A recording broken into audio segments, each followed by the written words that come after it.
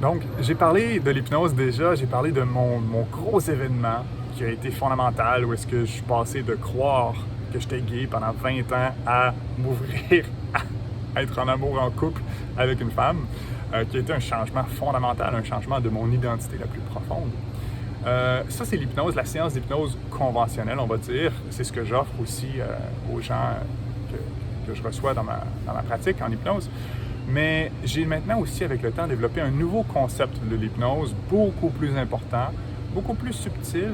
C'est l'hypnose qu'on se fait soi-même. Parce que le focus, souvent, c'est sur la séance d'hypnose, où est-ce que oui, ça va t'aider à progresser vraiment rapidement sur quelque chose. Mais le plus important, c'est l'hypnose que tu te fais à toi-même à chaque instant de ta vie. Juste dans le moment, tu sais, avec ce que je suis en train de dire, soit tu peux te dire à toi-même intérieurement « Hey, wow, c'est super intéressant », ou tu peux te dire « C'est n'importe quoi, ça n'a pas rapport ». Et ça, c'est de l'auto-hypnose. On se conditionne continuellement et c'est du conditionnement. Voilà, c'est une forme d'hypnose. Donc, tu peux te répéter que hey, je suis stupide, puis tu vas tellement te le répéter que tu vas venir à l'incarner, à te l'approprier dans ton identité et à, effectivement, avoir des comportements stupides. Ou l'inverse, que hey, tu es intelligent, tu es tellement intelligent, tellement bon en maths, peu importe. Donc, la façon que ça fonctionne, selon moi, c'est que quand on est à la naissance, on est une éponge. Et là, on absorbe. On absorbe par l'hypnose tout ce qu'on reçoit de notre environnement, de nos parents souvent, mais de tout le monde. On répète les mêmes gestes, on répète la même langue, les mêmes comportements, inconsciemment. Tout ça, c'est comme directement, ça rentre dans l'inconscient. Et c'est ça qui est difficile, c'est d'amener les choses au conscient. Parce que si, par exemple, tu as grandi dans une famille qui avait tout le temps beaucoup de stress autour de l'argent, bien, inconsciemment, tu as certainement absorbé ça et probablement qu'aujourd'hui encore, l'argent te stresse, toutes les questions d'argent, puis tu as des difficultés à vraiment dégager, à avoir des économies, puis à dégager de l'assurance par rapport à l'argent. Donc, la première étape, c'est de conscientiser ça, de prendre conscience que, oh, si j'ai un problème d'argent, c'est qu'il y a quelque chose d'invisible à l'intérieur de moi. Il y a des croyances, il y a des émotions par rapport à l'argent qu'il faut conscientiser puis qu'il faut changer. Donc, c'est de se reprogrammer comme ça. Puis se reprogrammer, ce que je vois souvent, c'est que les gens vont le faire mentalement. Ça a un petit bénéfice, mais c'est pas ce qui est le plus important. Le plus important, c'est de le faire émotionnellement. Parce que si je me répète, moi, j'ai confiance, mais que quand je sors dehors, puis que quelqu'un me parle, puis tout de suite, hein, je suis gêné, puis je baisse les yeux, puis ben, même si je me suis répété que j'ai confiance, je ne suis pas en train de l'incarner. Je ne suis pas en train de le vivre émotionnellement. Donc, c'est là qu'il faut aller. Donc, c'est pour ça que je disais dans une des premières vidéos l'importance de l'expérience directe.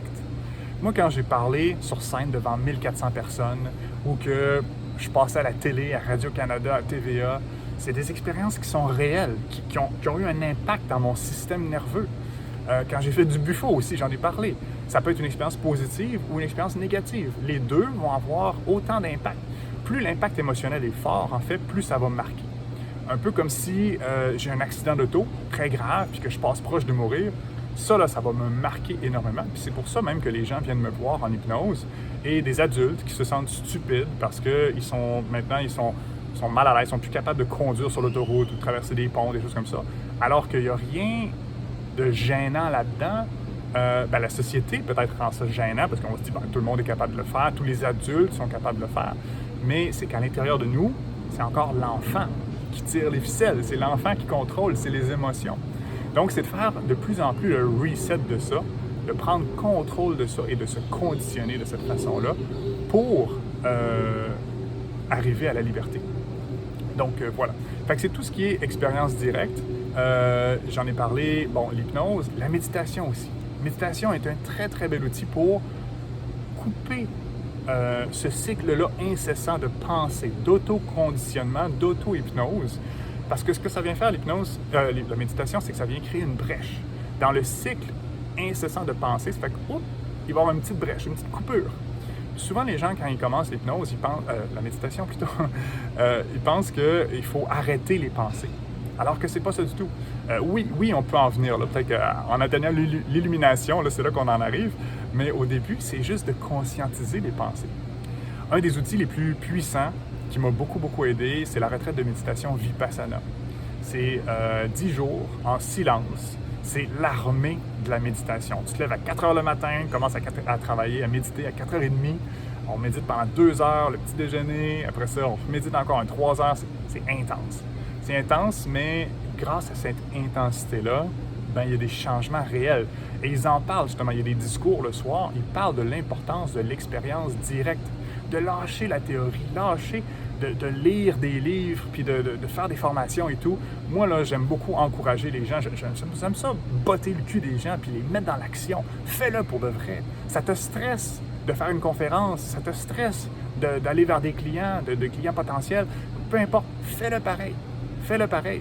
Puis ça me fascine, la quantité de gens qui sont venus me voir après des conférences puis me dire « Ah, c'est beau de te voir, t'es vraiment courageux, toi, t'as pas peur. » Non, j'ai peur.